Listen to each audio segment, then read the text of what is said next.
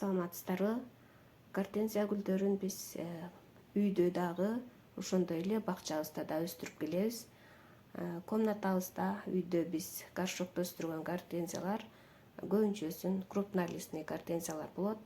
Ал эми бакчабызда метеличный гортензиялар өстүрөбүз. Гортензиянын дагы көптөгөн сорттору, өңдөрү ар түрдүү болгон гортензиялар бар. Бул жерде азыр күз болуп тургандыктан, күздүн акыркы айы бакчабыздагы гүлдөрдүн баары жалбырактары саргарып, гүлдөрү курап турган учуру.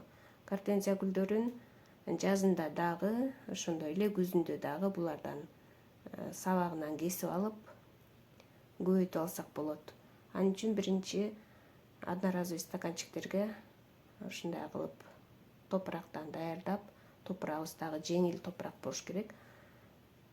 Бул топурактардын үстүнө стаканчиктерге салгандан кийин суу куюп, нымдап, топурагыбыз ным болуш керек. Кесип алган гортензияларыбызды 10-12 сантиметрдей кылып кесип, буларды 1-2-3 почкасын калтырып, ошолордон кесип алып туруп, ылдый жактарын косой кылабыз, кыйгачынан топуракка сайылчу жагын. Ал эми үстү жагын түзүрөөк кылып кесип, буларды корнейинге малып туруп, топурактардын баарына сайып чыгабыз. Андан кийин буларды тепличный условия кылып, контейнерлерге салып, күн алыстан бул турган контейнердин крышкасын ачып, аба киргизип, ошондой эле бул гүлдөргө дагы суудан чачып, нымдаштырып турабыз. Бул контейнерди жылуу жарык жерге коюп коебуз.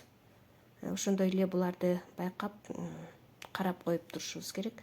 Канча күндө, канча убакытта булар тамыр байлап өсүп чыкты, аны дагы кийинки видеолордо көрсөңүздөр болот. Баарыңыздарга ийгилик каалайм. Ден соолукта болуңуздар.